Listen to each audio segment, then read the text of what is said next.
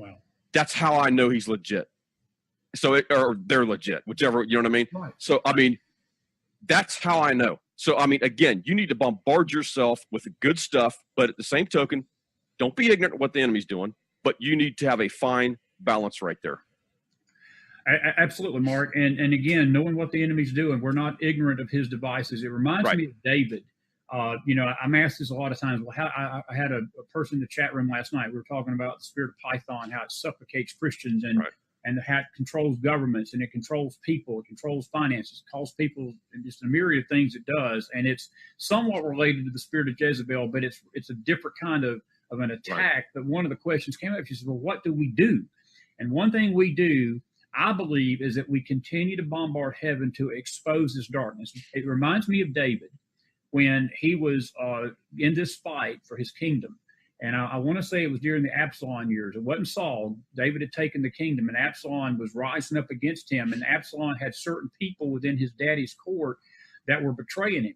And Epiphanel was one of them. And in one of the Psalms, and I can't remember which Psalm it is, but David literally asked God, let their schemes be known and the attacks of the evil be exposed. That's paraphrasing it. But basically he was saying, Lord, let me know their schemes. Whatever they're doing, at least let me know and reveal what they're doing, the evil that they're doing to me.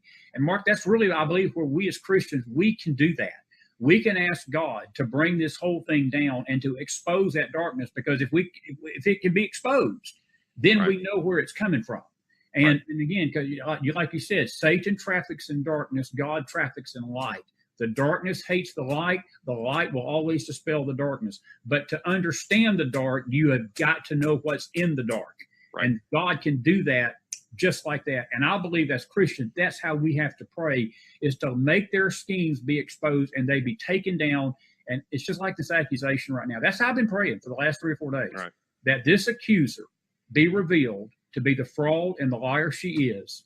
And because, Mark, personally, I don't believe it. I don't believe a word of it. Well, don't believe a word of it. Well, let's talk about that for a second then. If Judge Kavanaugh was chosen by God, all I can say is that lady better repent. Yeah. Because if God has anointed Judge Kavanaugh, she's now touching God's anointed, period. And so God is not playing games when it comes to that. We can go right down the list of people that have attacked Donald Trump and have literally got knocked on their can or got knocked out of the race. You know what I mean? Whatever the case may be, journalists that have done it. You know, we can go right down the list. Megyn Kelly. I mean, all these people. We've had sports figures attack him that literally took a fall on a ski trip, on a ski slope. So, I mean, you can go right down the list. And it's because they don't understand. This is not a game. You cannot touch God's anointed right now and get away with it. At some point, you will be dealt with. And it's not going to be because it says that God he doesn't mean, well, you can't have to be. So you're held accountable. You will be held accountable taking place. Mark, you lagged out there just for about a half a minute. Can you repeat what you just said? I hate to make you repeat it. The devil hit right when you were getting good. The devil sort of tried to lag that internet. Repeat what you said. We'll That's all right. Are you going to be editing this or? No, you just repeat it. Okay. No, it's just that when I forgot where I was even going with it now. Well, no, you were talking about how the people that have come up against President Trump, and the anointed. They have actually been. I mean, they themselves have fallen. You don't come up against God's anointed. You don't come up against God's anointed. Or you. Right. You don't come up against God's anointed, period. God is not playing games when it comes to that now. So, again, if Judge Kavanaugh has been chosen by God, he is God's anointed, period. So this lady needs to repent. Or I'm telling you, she's going to be disciplined hard, man. And again, we've seen sport figures. We've seen journalists. We've seen all these things. Politicians come up against the president, and they have gone down, period. I use Megyn Kelly as a prime example. Her life has never been the same since that one night, when she went after Trump at the debate. And that was it. Her life's never been the same, period. Well, Mark, I hate to speak ill of the dead, but I'm telling you, I believe, this may sound very harsh, but I was in Mobile, Alabama the night that John McCain first announced he had brain cancer. And I looked at my brother that night across his room, and he looked at me, and we just shook our heads. And I told him, I said, brother, I said, God is beginning to clean house in this nation. And I said, I don't wish ill. I'm not saying this to speak ill of John McCain. And I said, but I'm telling you something, that is a response from heaven to what he's been trying to do to undermine the security and the nation and undermine President Trump's authority. And again, Mark, when people do this, they need to realize, as you said, they're dealing with something bigger than God. I'll share a quick story with you. A good friend of mine, Lee Valentine, we did a program together about a month ago, and we were talking about Omarosa. Lee knows her. She knows her from her past. And she was talking how disappointed she was in what Omarosa did, basically betraying the president with all these White House figures. And me and Lee basically had the consensus. I said, Lee, if Omarosa only knew what she was doing, though, I said it wasn't just Donald Trump she was betraying. She was betraying the country, but she was also doing this unto God. I said this was something that was an affront to God, and because, again, God has his hand on the president. And I said, God will deal with her, just like you said about this young lady that's doing this now. Not young lady, she's 51. And the next day, Right Wing Watch or some kind of rag magazine, rag watch came out. And me and Lee made national headlines on that one. And the headline was, Chris McDonald and Lee Valentine says God's going to strike Omarosa down for coming against President Trump. And I just laughed about it. And I said, we actually didn't quite say that, but, Mark, he will. You better be careful. Yeah. Be careful. Yeah. And again, this is not a game. God's going to protect his anointed. And so, I mean, again, it's just one of these things where, it doesn't matter whether you like Donald Trump or you dislike him or whatever the case may be. It has nothing to do with that. It has to do with the fact that God has placed him there for a reason. Yeah. And, he is doing heaven's agenda right now, more so than what the church is, which we can get into in a minute. We're about to. We're about to. I know. Yeah. So, I mean, but he's doing more right now. Well, he's doing the church's job, what the church should have been doing 50, 60 years ago and hasn't done it. Absolutely. And so, I mean, man, again, this is just more of the same, unfortunately. There's a shaking, Mark. There's a shaking going on in the spiritual realm right now. There's no doubt about it. It's a spiritual shaking. It is a transformation of our nation and the heavenlies. And look, we never expected it. I don't think anybody in their right mind would have been naive to believe this was going to be easy. Nobody in their right mind should have known or felt like that just because President Trump won in 2016, that all of our problems were solved now in this nation. They were just beginning. Right. And the warfare just started then. Look, we got the victory, but like you said, we set up the camp on the beachhead. The actual battles have been going on ever since. And I want to read this dream to you. I have not shared this with you personally. I shared it on our show Sunday night, but I feel like reading it again tonight because it was so powerful. This is by Jim White, and I don't even know who Jim White is, but Jim sent this out, and it started circulating to several people, and it wound up in my hands by a good friend. And I'm going to read this to you, and then we're going to talk about something that we discussed before the program.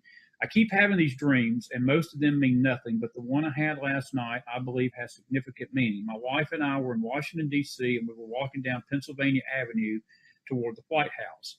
As we got near the White House, I saw what looked like Army tanks that had surrounded the White House with their guns aimed at it. Suddenly, a man came out of one of the tanks holding a megaphone, and the man was Satan himself.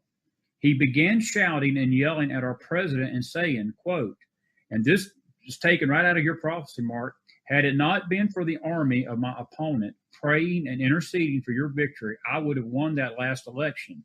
Now they've taken their rest. They're not praying as they did a couple of years ago. They're celebrating your arrival to the White House. Suddenly, all these demons, witches, minions, wizards, soothsayers, henchmen, etc., came out of these tanks, and instead of charging the White House, they got inside people.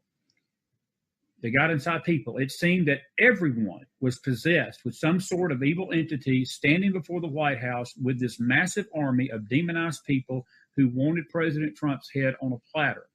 I remember saying to my wife, quote, if we thought these people hated President Trump before, we haven't seen hatred and evil on this level. We're about to see it now that this massive army has been mobilized. It seemed that 2/3 of our nation were now under the influence of satanic powers. The persecution of true believers had become their main focus. Satan stood on one of these tanks and continued spewing forth his intimidation, mockery, and accusations, along with his threats, almost like a Goliath standing and mocking David in the Old Covenant. In my dream, the earth began shaking and trembling, and here came even more army tanks, bigger in size. I remember starting to feel fearful when all of a sudden the doors of the White House burst open wide, and President Trump stood there alongside Vice President Pence.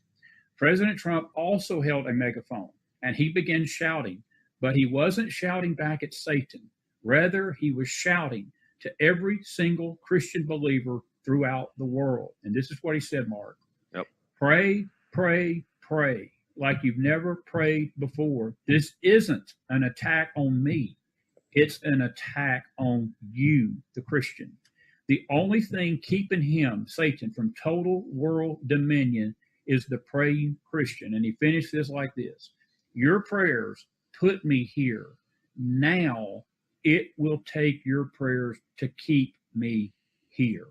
And Mark, when I read that dream, I immediately started weeping, and it brought back your initial prophecy that you said that the election of 2016 had thwarted Satan's agenda for this country, and it stopped it dead cold in its tracks. And the enemy has declared all-out war on our country ever since. But I want to talk to you about the dream, but I want to segue into something, because the church is the key to this dream, not President Trump. It's not all about President Trump. It's about the warfare between Satan's agenda, God's agenda, and we, the church, stand in the gap, in the middle of which agenda is going to win in this nation. Right. That doesn't surprise me, that dream, at all. Because if you'll notice, the president met with the Evangelical Spiritual Advisory Board, which I reserve no comment right now on some of that. You know, I'm not saying they're all bad. You know what I mean? I just think that advisory board is there should be in a spiritual intercessory prayer role, not an advisory role. Because nowhere in that's not even biblical. Nowhere do you see a pastor advising a king. That's right. It's always the prophet. Period.